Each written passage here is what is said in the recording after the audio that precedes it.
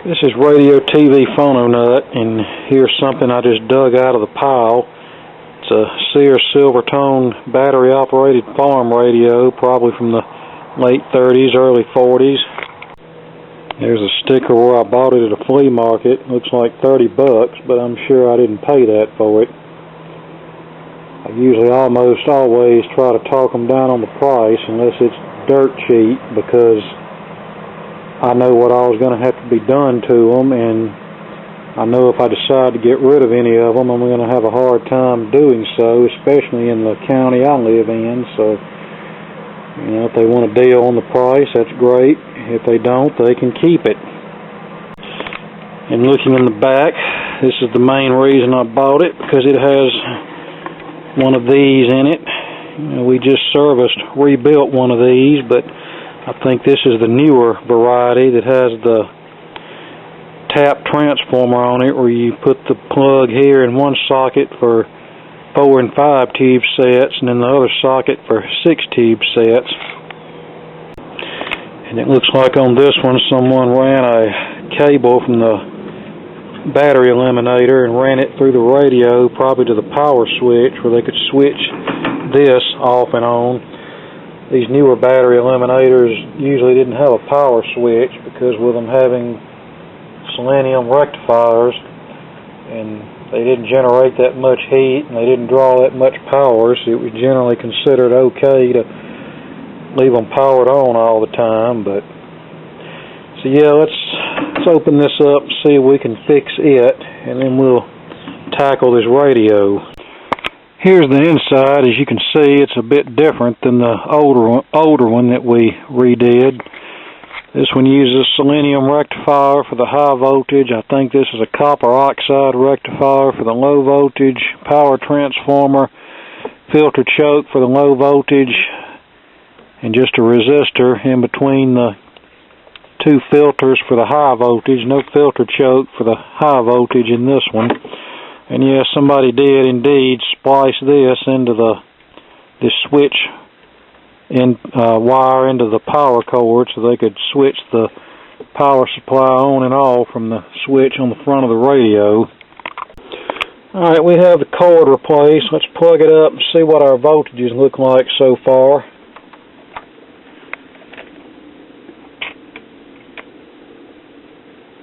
That's on the high voltage. That's not good. And dropping. And let's make sure our plug's making good contact here.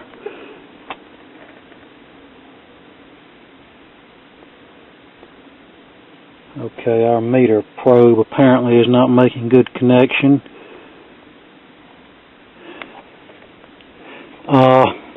Here's the problem. We're on AC, not DC. That could play a big factor in things. Let's try this again. Alright, we have 100 on the high voltage side. That's unloaded, of course. And what about on the low voltage side? Get in here.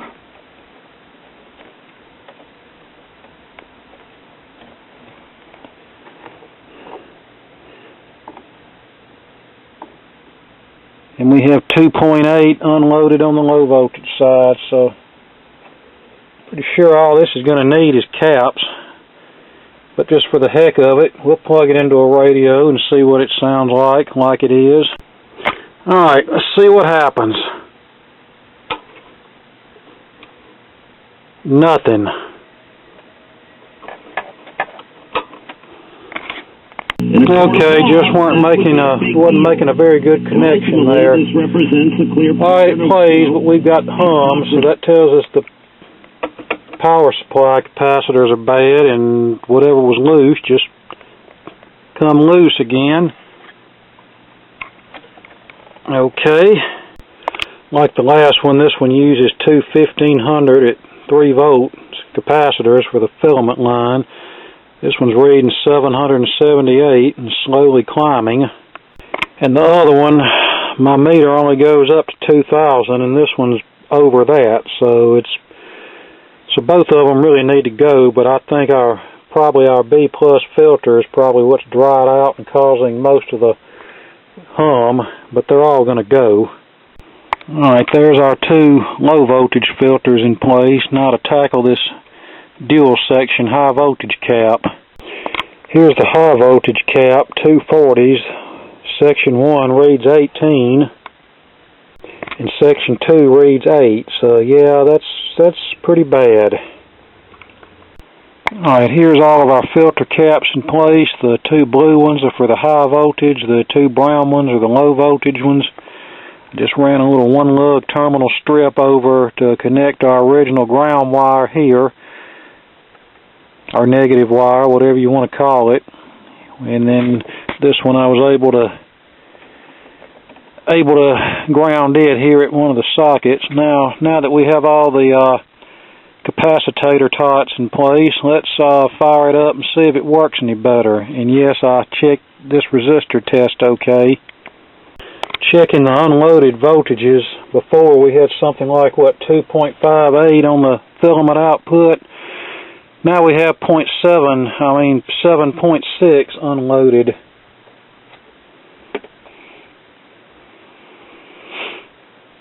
Now let's move over here to the high voltage side and see what that. Now, it's obviously working because you see the charge coming off of it. Now unloaded we have 103, 136. Before we had about 100. So isn't it amazing what fresh capacitors will do?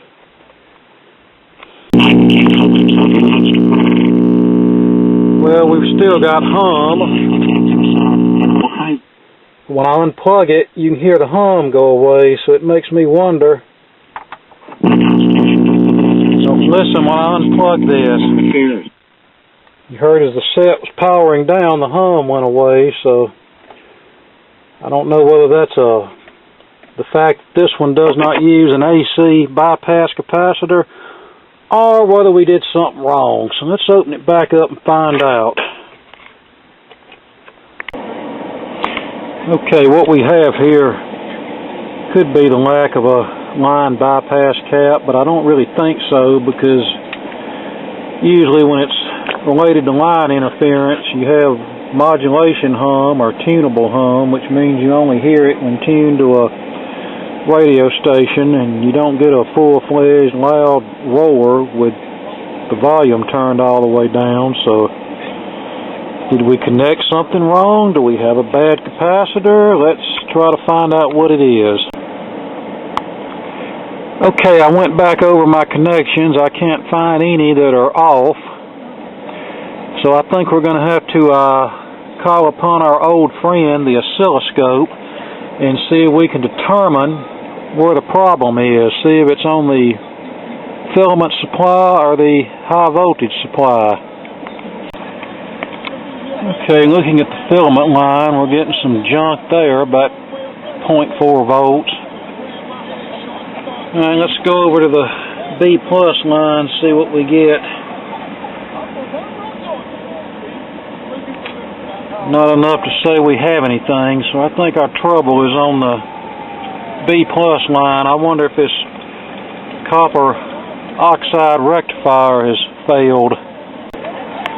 There we are, coming straight off of the rectifier before we go into the filter choke. So definitely got some weird crap on this filament line. Oops, scratch all of the above readings. I had my scope ground on the wrong point. Had my scope ground on the high voltage ground instead of the filament ground. Let's retake those readings and see what we get. Oh, I got about 100 millivolts of ripple on the filament line. That's on the B plus line, and we have some weird crap going on there. See the trace bouncing up and down? Hasn't got a whole lot of ripple to speak of, but we got this bouncy thing going on here. Alright, I'm checking this under load of the radio, and this is much more accurate. Let's look at the filament line. Look at that on there. Can't see the scope well from where I'm sitting, but we're got about 3 or 4 volts of undesirable activity there. Now let's move back to the 90-volt supply. It's got very little there.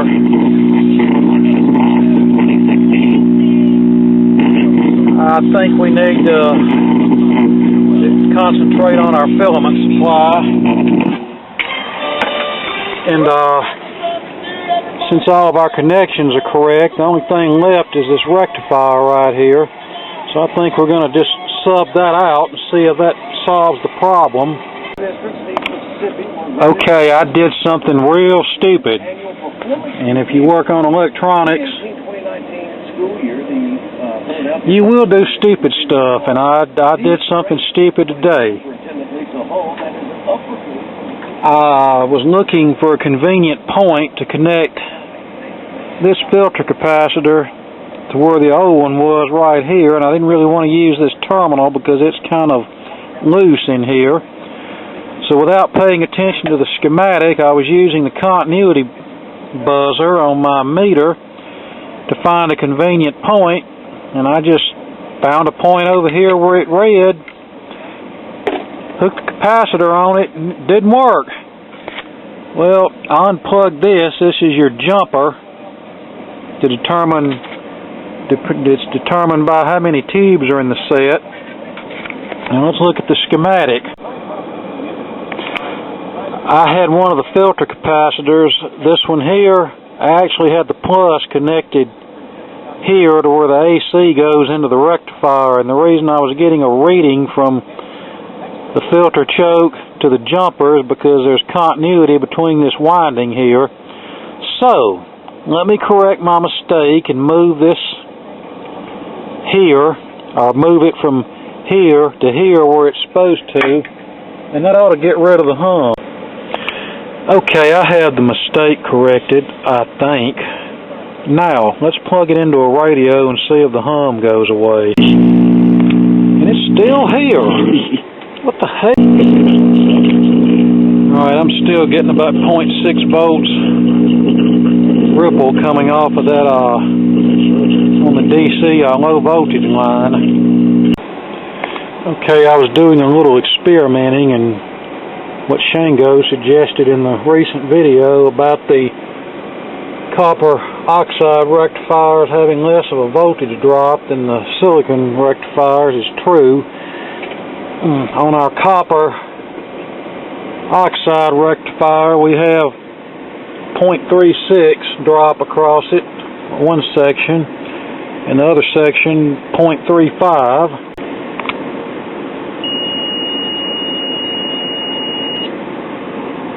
Well, it would help if I took the silicon rectifiers out of circuit. I'm just goofing up all over the place today.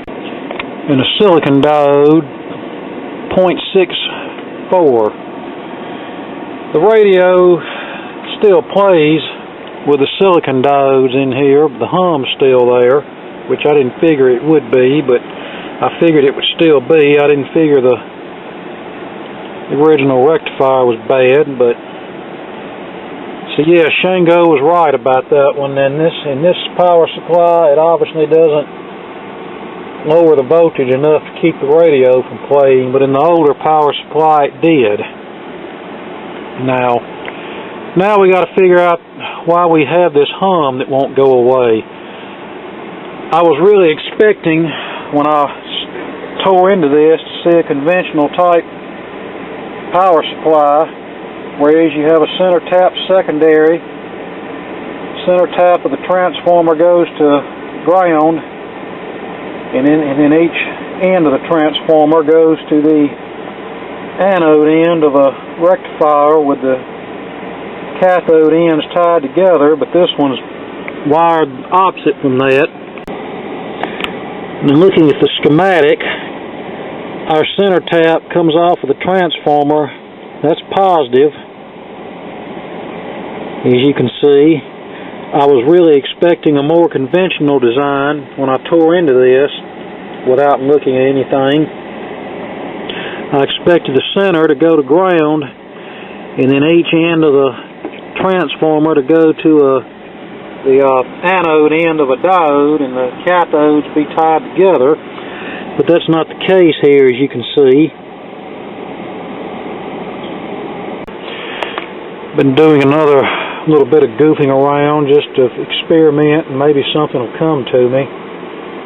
Not that this has anything to do with our filament supply line problem, but I temporarily substituted a silicon diode for the selenium rectifier. I had 85 volts B plus with the selenium rectifier, 92 I believe with the diode. Now on our filament supply, I'm reading about 2.2 volts. Yeah, 2 volts here, which is a tad bit high.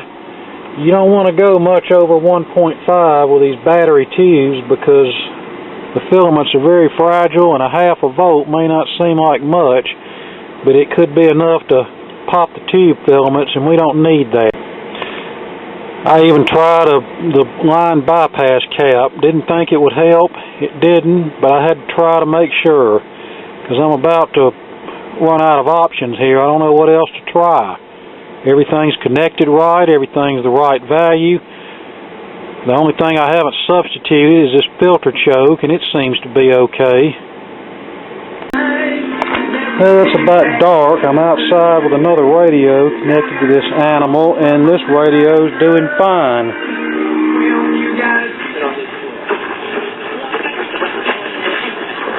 I had beautiful daughters. Well, House Minority Leader Kevin McCarthy says Pelosi does everyone. I realized 16 did not turn out the way. So there's something crapped out in my other radio. Change the laws of the... Heck, it's so dark I can't hardly get anything, but anyway, I took the good battery eliminator that we overhauled, connected it to the humming radio. It plays fine. So I brought the problem child and the humming radio up here, and we're going to try it on the electrical outlet up here and see if it still hums. And it does. So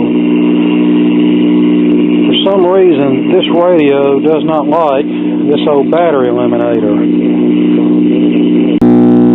Now my camera lens is fogged up from where I was outside. I've got the first filter disconnected. Now it's connected. As you can hear, the hum is a little less, so it's doing something. I'm just trying to find a part I can disconnect and it not have any effect on it whatsoever. And then maybe that'll lead me in the right direction. So this battery eliminator with this Silvertone radio from 50 whatever hums like a son of a gun. When I connect it to the 10-year-older Silvertone, it plays fine. When I connect this radio that hums to the battery eliminator that we overhauled, it plays fine. So what the hell's wrong here? What's going on? I could just button this up and send it on its way, but if I ever sell this thing to anybody, it'd be just my luck.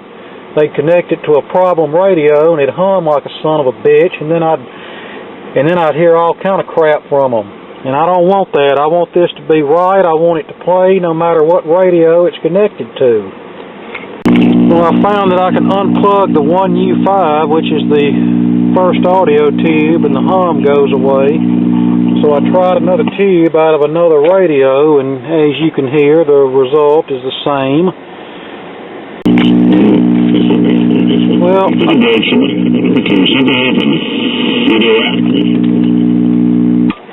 I tried something else.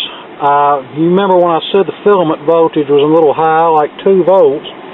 Well, I figured that might have been enough to piss either the output or the first audio tube out enough that it might possibly develop a short.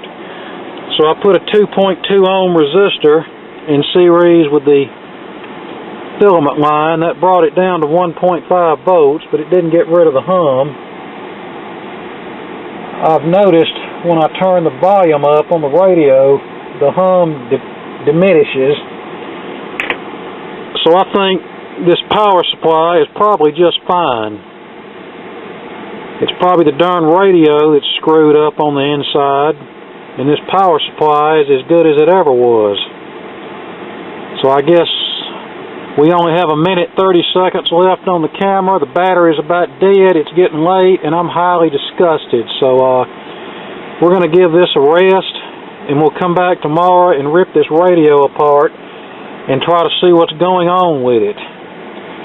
Now, apparently the radio is fine with a more modern, better regulated, better filtered power supply, but apparently there's something in here that it's just not jiving with this old thing here. I wanted to try one more thing before we go, and what I thought would happen happened. I'm running the B+ off of the power supply. However, I'm running the filament off of this D-cell battery, and the hum goes away completely. I wish I had a D-cell battery holder handy, but I don't, so what I'm going to do is put the camera down and make the connection, and you'll hear how well the radio plays. Now, pardon the back side of my battery eliminator cover here. Alright, hang on. Alright, let's see what happens. Here we go. Then I have one word. Turn the volume up a little bit where you can hear it. Let's do it again. You could lose 50% or more of your hard-earned savings in the Wall Street. How about that? No hum at all. Here's the radio chassis. It's back on the power supply, humming like crazy. As you can tell, this has been recapped by me. I think we actually did a video on this set at one time. I'm going to start jumping out some of these caps and see if I can find out why the humming is there. Okay, I just found out something very interesting.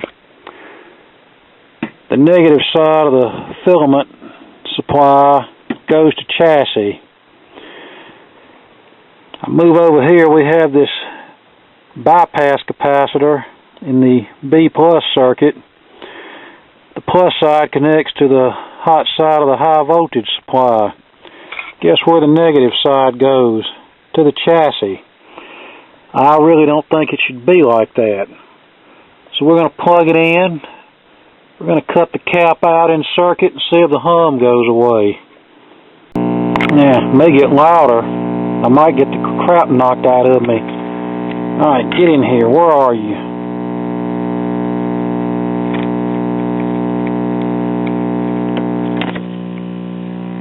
As it went down drastically.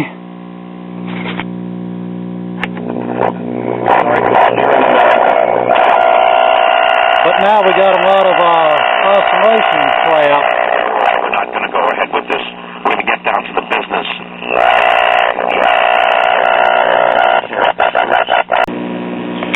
Well, after all this to do, and to keep in mind, I replaced the filter capacitors with the value that came out of here, 1500 microfarad.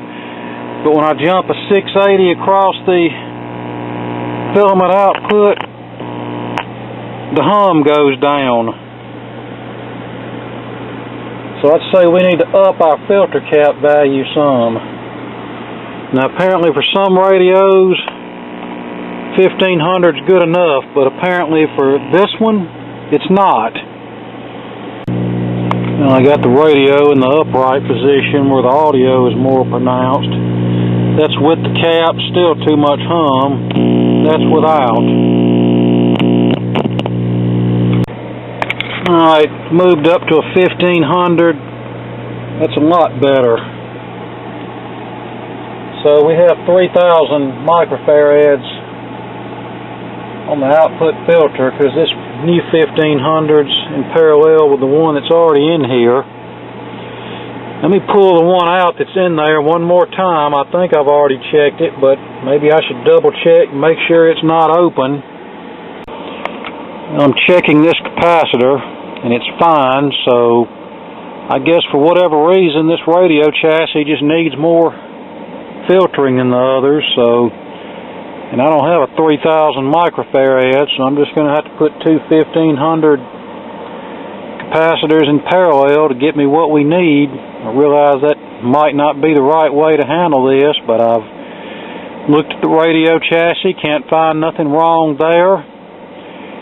And if this is the only way I can get rid of the hum, then we'll just put two 1500s in parallel and let it go.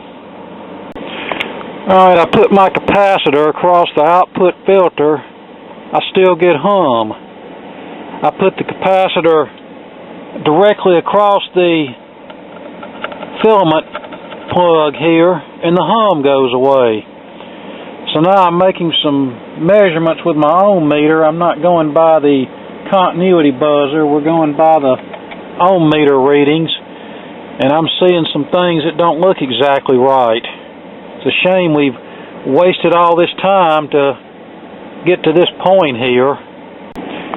Okay, 2.5 ohms across the meter test leads because of this cheap Chinese meter. Alright, output of filter choke should go directly to the plus terminal of the meter. I mean the output jack on the power supply. 2.3 ohms. That's a direct connection. Alright, this output positive terminal on the output filter capacitor should read the same resistance. What does it read? 5 ohms. So we have a 3 ohm difference there. Okay. So something between here and this jack has a little bit of resistance, and all this is supposed to be 0 ohms here. Okay, I think I see where I messed up. Once again, I was relying on the continuity buzzer to find a convenient spot to connect our positive terminal of this filter capacitor, and I wasn't relying on an actual ohm meter reading. And like I've already mentioned, this is some oddball power supply, and it goes back through the winding on the transformer, and that's where we're connected to. Instead of the actual positive output here, we're going to the transformer, the DC output on this filter choke. We're actually going back through the transformer, so I'm going to have to remove this capacitor and see if I can stretch things over and get it connected to this filter choke without it looking too ugly. And then maybe this darn thing will work right. It's funny how this worked on one radio but didn't work on this radio. Maybe the other radio has a filter capacitor on the chassis and the filament line that this one doesn't have, and maybe that's why the other radio behaved okay. Excellent. We're now to the point where we have no hum at all. We have a little static from the radio, but I think that's the radio, not the power supply. Okay.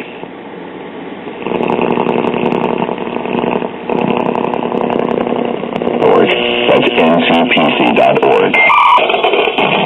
A message from the U.S. Department of Justice, National Prevention Council, and the Ad Council. I'm Ed Horrible. And just to think, all of this wild goose chase because of human error. So lesson learned here, I don't care how experienced you are, how experienced you think you are, always check your work very carefully, and don't always rely on the continuity buzzer on your meter to find a more convenient connection to connect a new part, because you may not be getting actually 0 ohms. You may be reading through another component and your buzzer will still sound off. So it's best to use your own meter if you can't actually see where a connection goes, which in my case happens pretty frequently. So yeah, just pay attention to what you're doing and rely on your own meter readings, not the continuity buzzer. And I apologize for my foul language a little earlier. I usually try not to get carried away like that, but sometimes when things get the best of me, I tend to say things that let everybody know that stuff's getting the best of me. Now our filament voltage is back to what it should be, 1.25. Get that off of there before I get a copyright strike. Just saw a video this morning of a popular YouTube channel that got dinged because of 7 seconds of audio that slipped through, and frankly that's downright ridiculous. It's ludicrous. How is 7 seconds of audio slipping through gonna infringe on anybody's copyright crap. Don't think anybody's going to make any money off of that. And engines are being tuned. And I've got 88 volts on the high voltage side, with so industry-leading. that's nice. And just to be on the safe side, since these selenium rectifiers tend to short and stink up the place, I'm going to go ahead and change it over to a silicon diode. Let's see if I can do that correctly without causing any more problems. 1,000 people. Okay, I think we're just about there. What it takes to take on this industry. I changed out the selenium rectifier with a silicon diode and a 15 ohm resistor ahead of it, and I changed out the copper sulfide rectifier with a couple of regular silicon diodes and this power supply. It seems to be working. Actually, our B plus voltage is a little higher with this one than it was with the copper oxide one. I was getting 1.2 with the copper oxide one, or copper sulfide, or whatever it is. And with this one, I'm getting right at 1.5 volts. Now let's see what we're getting on the high voltage side. On the high voltage side, we're getting 96 volts. Now, I think I'm ready to clean this up a bit, put it back together, and it's done. And the majority of this video could have been prevented had it not been for human error on my part. And yes, I could have deleted all that, but I'm not. It's just to show you that no matter how experienced or unexperienced you are, things like this are going to happen. Okay, the fun's not quite over yet. You'll notice when the plug is in this position, it's supposed to power 4 and 5 tube radios. When the plug is in this position, that positions the higher voltage tap on the transformer into the circuit, and that's supposed to be sufficient for 6 tube radios. Well, as you saw, in this position it works fine on 4 tube radios. When I plugged it into a 5 tube radio off camera, we didn't have enough filament voltage. So I flipped the plug over to this position and the radio played, but the filament voltage was over 2 volts, so we can't have that. So I think what we're going to have to do is do what Shango suggested in the earlier video and not use standard rectifier diodes in here for the low voltage. We're going to have to use something like some Schottky diodes that have a lower forward voltage drop, and then maybe that'll throw our DC output over the top enough to where the battery eliminator will work as intended, as in 4 and 5 tube radios in this plug position, 6 tube radios in this plug position. Well, we may be in luck here. I've got this old power supply board out of some old flat screen TV that I've junked. And those 2 big diodes right there look like just what the doctor ordered. So let's get them out of here and put them into our vintage power supply and see if it behaves better. Who would have thought that parts from a junk flat screen TV would be going into a 70-year-old power supply for a radio? Alright, there they are. So let's test it out and see if it's going to work or if it's going to continue to act stupid. Alright, we got 1.55. I'm not going to bring down a 5 tube radio. As you can see, my bench looks like a tornado ran over it. So I'm just going to bring down a tube and we're going to put it in parallel with all this and see if we still have action. Alright, here we are, 1.5 volts without the additional tube. Let's connect the additional tube and hear what happens. I need my other hand for this, so I'm going to put the camera down. And alright, here we go. Pin 2. Here's my question. It's about a trust, and I just want to know if I'm... Okay, that dropped it down to 1.39 volts. And the radio's still playing, so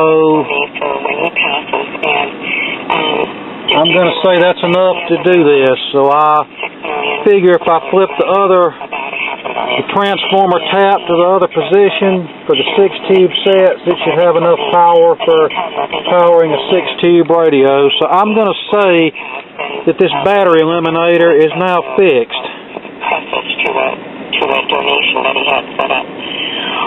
So if you've made it this far, congratulations. I know you're about as ready for this to be over with as I am.